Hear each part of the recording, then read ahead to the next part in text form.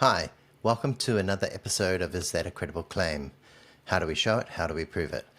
On Sunday, Winston Peters made the claim that within 6 months of the 2023 PREFU, we had been plunged into a recessionary period that was deeper and worse than any we'd experienced for over 3 decades. Consider the following footage. In September of 2023, just before the last election, in the pre-election economic and fiscal update, what Treasury and all the journalists love to call the PREFU, because it's confusing, isn't it?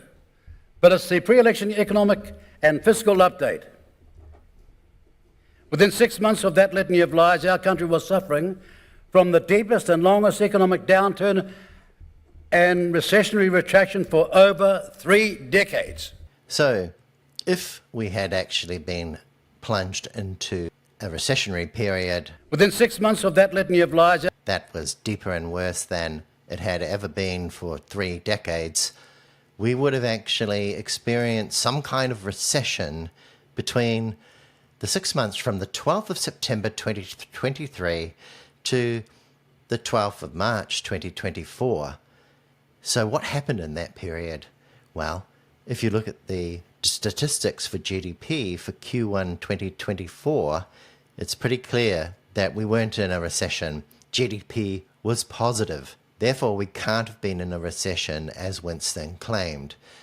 In conclusion, what he was saying was wrong, it was false, it was factually incorrect, and it was misleading his own voters, which is ironic given that he was accusing Labour of telling a litany of lies. quotes, our economic plan to support New Zealanders dealing with the cost of living while investing in a stronger, more resilient and inclusive economy is working. End of quotes. Ladies and gentlemen, that claim from Hipkins and Robinson made about the economy back then was an outright litany of lies. Therefore, how can any NZ First voter actually trust what Winston's telling them if he's going to misrepresent the facts like this in front of them, in public? Here's what Chris Hipkins said in response to the claims that Labour had been lying when they were really just quoting Treasury. Treasury is independent of government, and it was Treasury's forecasts in the PREFU that both Grant Robertson and Chris Hipkins were talking about.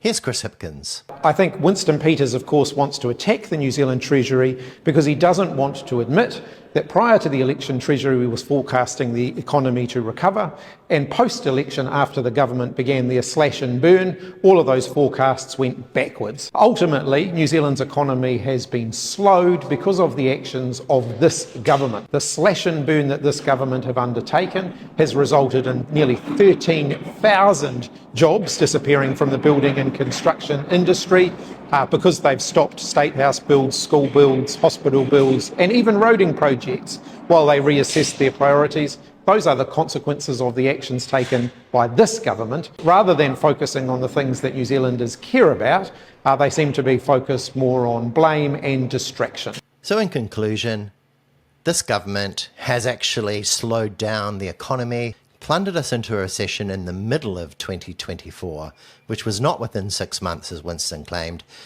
His claim was false. That's all for this episode of Is That a Credible Claim? Because that one wasn't.